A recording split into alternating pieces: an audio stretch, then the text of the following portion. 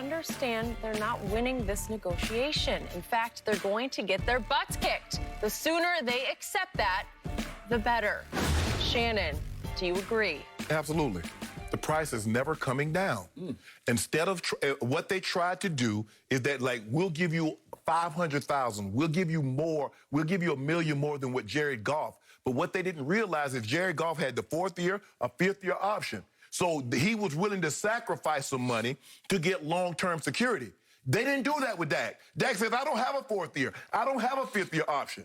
Skip, you should have just went ahead because they knew where the market was going. Because the only way you can keep him is to franchise him, which is going to put you at somewhere around 38, 39 million. Dak comes back next year. He wins the division. You franchised him twice. It's going to cost you 50+ million. Well, you don't want to do that. You're going to end up having to pay Dak Prescott, a guy that's probably not going to have an MVP on his resume. At the time you give him a long-term deal, more than what Kansas City paid Patrick Mahomes. Only because you were trying to be cheap and thought you could get away paying the guy $33 million. You should have just went ahead. Skip, in a negotiation, you want someone to sign the contract early, you got to offer them something they can't refuse. $34 million, he could have refused it. But if you just went ahead and took a leap, says, you know what, Dak? We believe in you. $37 million. No, it was 40 plus. 40 plus. Skip. For 5 years. Skip. 42. Skip. Y'all tried to penny pinch him and tried to give him 500. Penny pinch him at 36? No. Now it's 36. Yep. That's what I heard. The reports in the beginning said they're willing to do a Jared Goff, Carson Wentz type deal. Maybe $1 million more. That's what it was. It was 33, 34. Now he didn't sign. Well, they had 36. No, you didn't. Because you should have. Deshaun Watson got $39 million with the 4th year option and with a 4th year and a 5th year option. He's up in the 40s in overall average. So Deshaun, and he deserves it because he is that good. And to make a long story short, the price isn't coming down. Everybody thought, Skip, you look at the housing market. We're in a pandemic, and the LA private housing market is going through the roof. So if you think... That's not true. There's some neighborhoods where it's coming down. Well, it ain't coming down. I know. It ain't coming down the neighborhood I'm in. I know. It ain't coming down the neighborhood I'm in. You live up in Bel Air. Don't worry about where I live. Stop telling me where I live. Because coming down. But anyway, Skip, if you think this price is coming down for this guy, because you see what y'all look like? You see what your quarterback look like? It ain't coming down, Skip. I saw my quarterback win at Minnesota a couple of weeks ago. And I saw him lose at home to a guy on one leg. He lost to a guy. Alex Smith hadn't played really, started one game in 2 years, and that dude after he lost both starting tackles in the first drive. You didn't say anything. Hold on. You don't say anything about Wentz. Wound up with 2 undrafted kids, a rookie and a second-year player at tackle. What are those tackles in Philly? Are they any good? Listen, they aren't as bad as those two. Equally. Trust me. Skip, the price ain't coming down, and you know it. All right. This is so ironic because you have little to no respect for Dak Prescott because last year you gave him 6 Fs in his last 13 starts. Brady got 4 this year. So I love Dak Prescott way more than you do, but I don't overlove him. I don't lose all objectivity. I've told you he's around the 10th best quarterback in the league. Sometimes he might be 9th or 10th. But I can't give him any better than that, so I can't give him $42 million. Jerry Jones did exactly the right thing. He dug in and said, I'm sorry, that's too rich for even my blood. Okay. And now he looks like a genius because of what's going on in Philadelphia with your guy.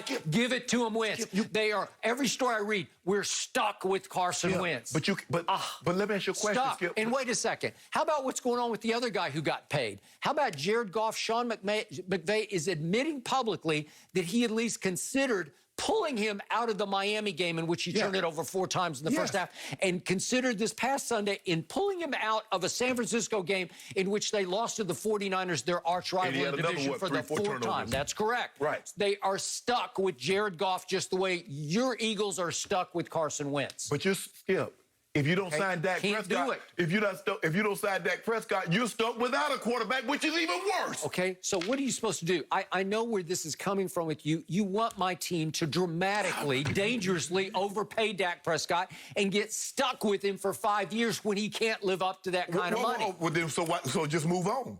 If you don't believe he can live up to that kind of money, just move on. Why wasting your time? Just hang in there. Give him the tag and give him another tag. So in other words, you want to give him a tag at $38 million Yep. and another tag at about $53. And I want to see the second tag. No, the second one is 30. 38. Okay, that's the second one, not Right. the third one. Not Yeah, the third that's one. what I'm saying. Okay, you don't want to do that. You're going to have to fish or cut bait.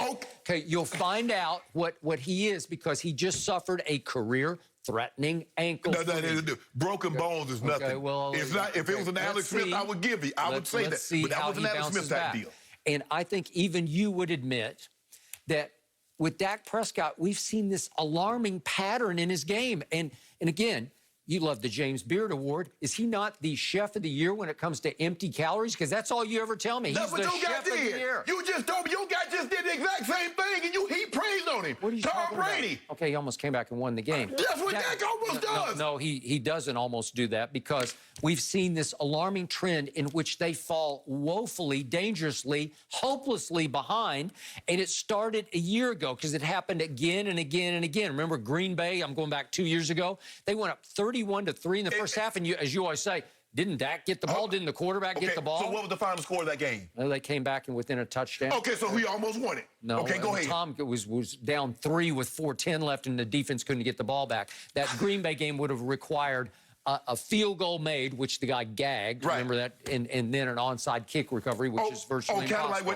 Kind of like what Dallas did against Atlanta. You know, they which means stole get a that game. touchdown, So get the onside, and kick a field goal. Okay. I'm just being honest for Cowboy Nation right now. In his last 17 starts, Dak Prescott is 6-11. And if we look at last year in 3 big road games against Teddy Bridgewater's Saints, and then against Tom Brady's New England, and then against Carson Wentz's Philadelphia, they're big games. He scored 10, 9, and 9 in those games. And then fell woefully behind at Jets 21-3 to the Vikings at home 14-0. Did they almost come back and win those games? And then Buffalo 26-7. No. Chicago fell behind 24-7 and then 31-14 in the fourth quarter. They were all empty calories, and you gave him Fs for all those games. And then this year they start off 1-3, and the only reason they had the 1 was a miracle happened at the end of the Atlanta game in which they fell behind 29-10 at halftime and 39-24 entering the fourth quarter. And it took a miracle onside kick recovery to save that game.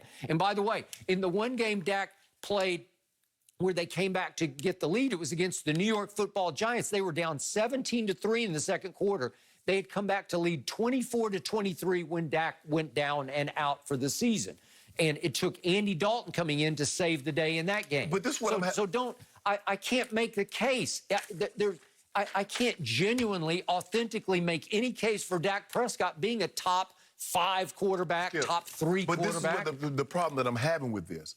Last year when we was having this discussion and I say there was empty calories, you said no, they weren't, and you was giving him B's and A's. No, I'm giving B's for some of those. Yes. Things. So why? And I also gave him some C's. Okay, but I'm saying, but they were all empty calories. Empty calories shouldn't get B's and C's. Yeah, I mean, he can be a valiant warrior coming back in those games. Kind of like Tom Brady, right? Okay. No, not like Tom Brady, because that was a ball game in the second half because he was just lighting you up. That was a game. That was a competitive battle. Skip. That wasn't a long shot for him to come back. He came back. It was a done deal. It's 27-24 with 4 minutes and 10 seconds left. How can you say that? Hold on. Did it take a miracle at the end of the game? No, it just took the defense getting the ball back within 2 minutes. I'm having.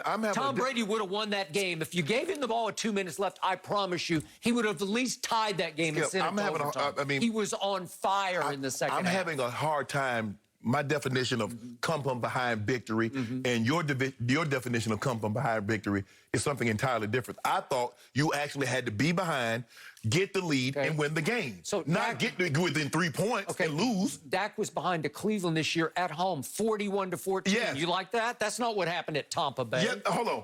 If you don't mind me asking, he got the game within what? If the defense could have got him the ball back, what would have... It was a miracle. It would have taken a miracle. Well, it could have. But Atlanta was a miracle. Even you said it the next day. But see, Skip, why is it that every time that with Dak would have needed a miracle, but Tom Brady wouldn't have needed a miracle? Okay, they're down 17-0 after 1, and here they came. They won the last 3 quarters, 24-10, Skip. because Brady was on fire. Skip, you do realize it was a battle. Hold on. Was it? This is about Dak Prescott, and you can't defend it. Hold on. You know, Jerry Jones did the right thing. Dallas was down 40. Wasn't Dallas Cowboys down 41-17?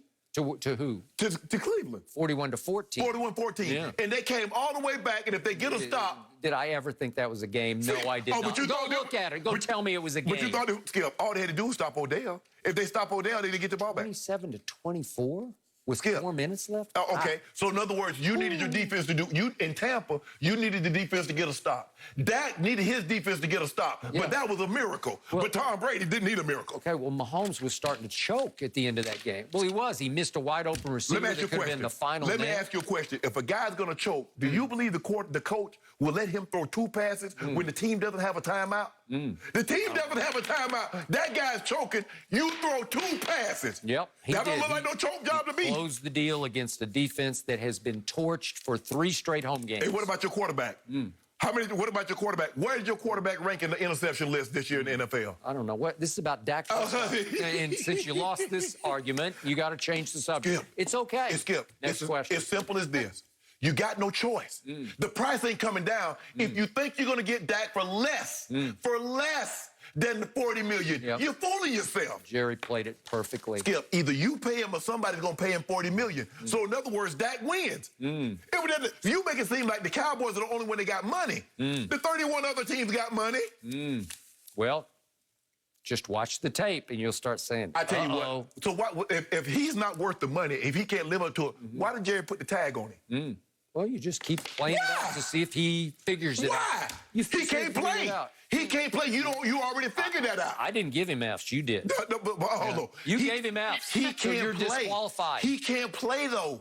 So that's what you said. So why you 6 Fs in the last 13 games? I just want to know why Jerry keep tagging him. Why he's going to tag him again after a career-ending injury? Why would you tag a guy coming off a career-ending injury? You know why? Exactly. Right, well, Skip Exactly said he why wants he to gonna get change paid. the subject, so that's where I come into the equation. Did Tom Brady really play as well as Patrick Mahomes despite losing? Yes, he did lose that game. Antonio Cromartie will join us. Let's get his take. Come on.